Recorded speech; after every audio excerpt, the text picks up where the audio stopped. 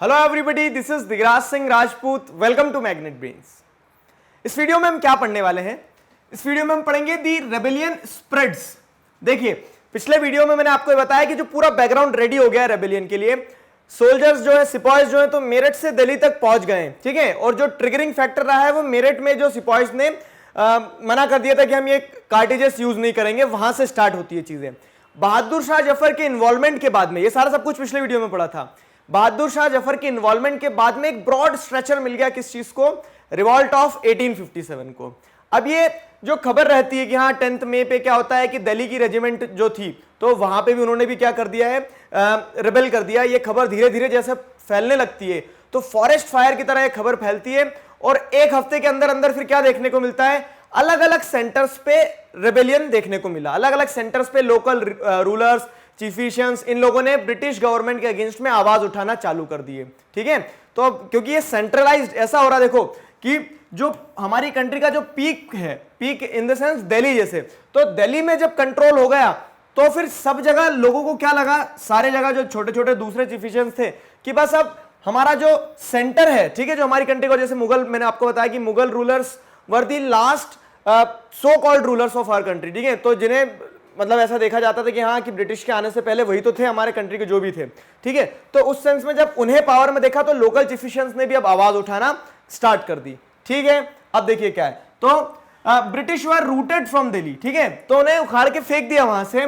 Spread of news spots in of mutinies began, ठीक है। तो ये जब खबर फैली तो फिर चुटपुट चुटपुट अलग अलग जगह क्या होने लगी, म्यूटिनी देखने को मिल गई।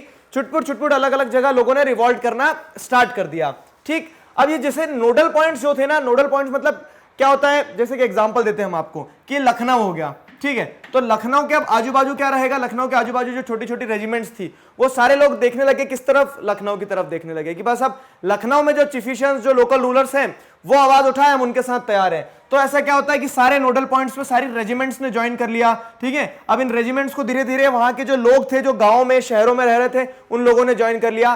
तो धीरे धीरे सब इंक्लूड होते जा रहे थे, किसमें? सबका इंक्लूजन देखने को मिल रहा था नेशनलिस्ट, सॉरी, ये रिवॉल्ट ऑफ 1857 में।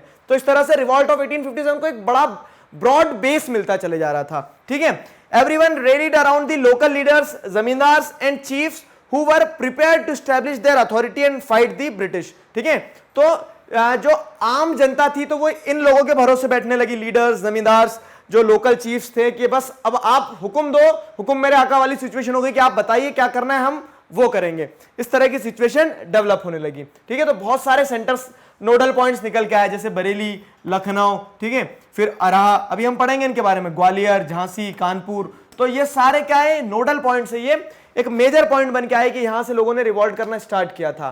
तो अब जैसे कानपुर की कहानी देखो, नाना साहेब, तो हमने बताया था कि अडॉप्टेड सन थे, तो इस कारण से इन्हें क्या पेंशन पे बिठा दिया था। और जो पेशवा बाजीराव थे, ठीक है, बाजीराव पेशवा 2 जो थे, तो उनका क्या कर दिया, उनकी डेथ के बाद में इन्हें ऐसे ट्रीट किया जा रहा था, बस अब ये नवाब क्या बोलते, पेशवा नहीं बन पाएंगे। तो नाना साहेब जो थे, नाना साहेब को बड़ा अंदर से डिसकंटेंटेड फील होता, तो उन्होंने देखा कि ये मौका है, आवाज उठाई उन्होंने, ठीक है। He proclaimed himself as the Peshwa, उन्होंने बोल दिया कि अब ब्रिटिश नहीं बनाना चाह रहे थे पेशवा, मैं खुद पेशवा बनूंगा अपने दम पे, ठीक है। He declared that he was a governor under emperor Bahadur Shah Zafar, और उन्होंने ये बोल दिया कि आज से कानपुर क्या है, आजाद है। कानपुर किसके अंडर में? अब ब्रिटिश के अंडर में नहीं है, कानपुर का पेशवा मैं हूं, और मैं किसके अंडर में हूं? बहादुर शाह जफर। तो मतलब उन्होंने बहादुर शाह जफर की पैरामाउंसी को एक्सेप्ट कर लिया और अपने आप को इंडिपेंडेंट डिक्लेयर कर दिया, ठीक है। उनके वहां पे जो लोग थे उन लोगों ने सपोर्ट किया, और इस तरह से क्या है, ब्रिटिश रूल जो है तो वो लखनऊ में, कानपुर में खत्म होता है। फिर इन लखनऊ, अब लखनऊ की कहानी समझो तो, ठीक है। ब्रिजेश कद्र, ठीक है, ब्रिजेश कद्र कौन थे? तो he was son of deposed Nawab Wajid Ali Shah. Wajid Ali Shah को ब्रिटिश गवर्नमेंट ने हटाया था, मैंने आपको चैप्टर 2 में बताया था, ठीक है।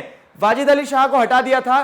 तो वाजिद अली शाह के हटने के बाद में उनकी जो वाइफ थी, वाइफ का नाम ध्यान रखना है, बेगम हजरत महल, ठीक है। तो बेगम हजरत महल ने क्या किया, जो अपने आजू बाजू लोकल सोल्जर्स वगैरह थे, सिपाही वगैरह थे, उनकी मदद लेके और अपने बेटे के थ्रू, ठीक है, ब्रिजेश कद्र के साथ में मिलकर क्या किया, रिवॉल्ट कर दिया, ठीक। वहां पे जैसे कोई ब्रिटिश ऑफिशियल थे हेनरी, उनकी कह सकते हैं उनका मर्डर कर दिया गया और उन्हें मार दिया गया। तो ये सारी चीजें हम देख रहे हैं। तो लोकल लेवल पे क्या है, धीरे धीरे अलग अलग नोडल पॉइंट्स है, दिल्ली कैप्चर कर लेने के बाद में अलग अलग नोडल पॉइंट्स इस तरह के रिवॉल्ट देखने को मिले। तो ब्रिजेश कद्र वाज प्रोक्लेम्ड एज न्यू नवाब, इन्हें नवाब बना दिया गया, ठीक है।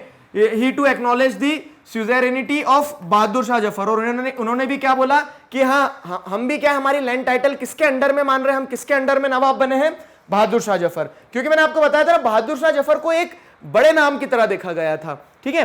तो ये पूरी फैमिली देखो, वाजिद अली शाह उनके बेटे, प्रजस कद्र ये उनकी वाइफ, बेगम हजरत महल, नाना साहेब कानपुर में जिन्होंने रिवॉल्ट किया, तो ये सारा सब कुछ क्लियर। अब देखो क्या है, फिर इसी तरह से और नोडल पॉइंट्स बने, तो झांसी, तो इन झांसी रानी लक्ष्मीबाई अलॉन्ग विद तात्या टोपे, तो तात्या टोपे ने झांसी में भी मदद करी, कानपुर में भी मदद करी, दोनों जगह मदद करी, और दोनों जगह प्रयास क्या किया, एक बार कैप्चर कर लिया, दोनों जगह पूरी तरह से प्रयास किया कि हमें क्या करना है, ब्रिटिश अथॉरिटीज को यहां से हटाना है। तो they also join the rebel सिपाही को ज्वाइन किया, और उन्होंने पछाड़ दिया एक समय के लिए ब्रिटिश अथॉरिटीज को। फिर सिमिलरली इन मांडला रीजन ऑफ मध्य प्रदेश, तो वैसे ही हम अधिकतर रानी लक्ष्मीबाई के नाम तक हिस्ट्री को रिलेट करते, रिवॉल्ट ऑफ 1857 को रिलेट करते, लेकिन जैसे आप पढ़ रहे हो ना, तो आपको समझ में आएगा कि नहीं यार, और भी बहुत सारे लोग थे। तो नो डाउट रानी लक्ष्मीबाई ने जितने साहस के साथ में, ठीक है, सिंगल हैंडेडली चीजों को संभाला, वो वाकई में बहुत काबिले तारीफ था। और उन्हीं की तरह दूसरे और भी लीडर्स रहे, जैसे रानी अवंतीबाई लोधी, ठीक है, she was from Madhya Pradesh. Rani Avantibai Lodhi of Ramgarh has taken over administration of her state after defeating British. तो ब्रिटिश ने पहले क्या किया था, पहले इनकी टेरिटरी पे कब्जा कर लिया था, तो बाद में जब इन्हें मौका दिखा कि हाँ अब सभी लोग आवाज उठा रहे हैं तो मैं क्यों चुप बैठूं, तो रानी अवंतीबाई ने भी क्या किया, ब्रिटिश अथॉरिटीज को अपनी टेरिटरी से बाहर भगा दिया था, ठीक है। रानी अवंतीबाई लोधी ऑफ रामगढ़। अब देखो क्या है, लगभग सभी जगह ऐसी सिचुएशन हो गई कि ब्रिटिश जो है तो उन्हें मुंह की खानी पड़ी, ठीक है, हार गए। अब हार गए तो हारने के पीछे कारण एक क्या रहा था, the position of British rule, तो ब्रिटिश रूल तो लगभग डिक्लाइन हो गया, और इसी चीज ने लोगों को इंस्पायर किया कि रिवॉल्ट ज्वाइन करें। उन्होंने देखा कि अभी सही समय, अभी हवा हमारे पक्ष में चल रही, ठीक है। तो जब उन्होंने देखा कि यार अभी सारी चीजें हमारे फेवर में, तो क्यों ना पार्टिसिपेट करके पूरी तरह से ब्रिटिश रूल को खत्म कर दिया जाए। तो लोगों ने पार्टिसिपेट किया, और ब्रिटिश ऑफिशियल जो थे उन लोगों ने भी ये परसीव कर लिया कि बस भैया अब तो हार मानना पड़ेगी। क्यों, they were defeated in number of battles, end of rule. तो जी हाँ, एक समय पे लोगों को ऐसा लगा कि ब्रिटिश रूल खत्म, 1857 में आजादी मनाने की तैयारी करने लगे लोग, ठीक है। तो telegram send by lieutenant colonel Tytler to his commander in chief. तो यहाँ पे जैसे एक रिपोर्ट में बताया गया था क्या कि टिटलर जो थे, कर्नल टिटलर, तो उन्होंने क्या किया, अपने कमांडर इन चीफ को एक टेलीग्राम पहुंचाया था, उसमें उन्होंने अपना डर जाहिर किया। क्या लिखा देखो उन्होंने, our men are cowed by the numbers opposed to them and they are endless fighting. Every village is held against us. The zamindars have risen up to oppose us. ठीक है, तो उन्होंने बताया कि क्या है कि सबसे पहले तो हमारे जो सोल्जर्स हैं, ब्रिटिश सोल्जर्स जो हमारे फेवर में लड़ रहे हैं, ब्रिटिशर्स के लिए लड़ रहे हैं, वो बहुत कम है, और रेबल्स जो हैं उनके नंबर बहुत ज्यादा है, ठीक है। तो हम 10 हैं तो ये 50 हैं, तो पिटाई तो होना तय है। उसके बाद में उन्होंने बोला कि उसके पहले तक हमें जमींदार वगैरह का सपोर्ट रहता था, लेकिन अब क्या हो गया, every village is held against us, the zamindars have risen to oppose us. तो अब जमींदार वगैरह ने भी क्या कर दिया, हमें अपोज कर दिया है, वो सब भी हमारे अगेंस्ट में विद्रोह में खड़े हो गए हैं। तो इस तरह से उन्हें दिख रहा है कि अब हमारे हाथ से चीजें निकलते जा रही है, things are getting out of hand, ठीक है।